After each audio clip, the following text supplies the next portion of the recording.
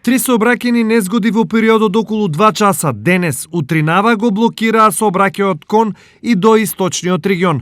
Првата несреќа околу 8 часот се случила кај местноста Пуста кула на патот Велес-Скопје.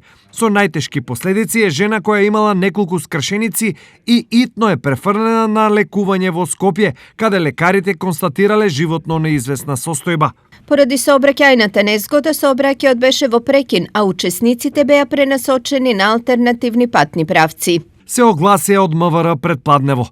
Речиси во исто време, сите кои тргнаа кон истокот преку Миладиновци беа враќани назад поради нова сообраќајна незгода и затворен правец на излезот кон селото Коњаре.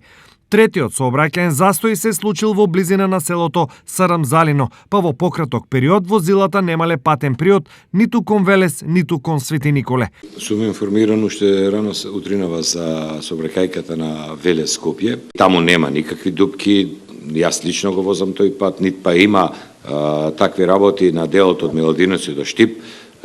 Значи се работи за преголема брзина, а во контекст на тоа ќе ви кажам дека оваа година јавното претпријатие 2019 јавното претпријатие за државни патишта вршеше мерења континуирани на 174 точки во државата.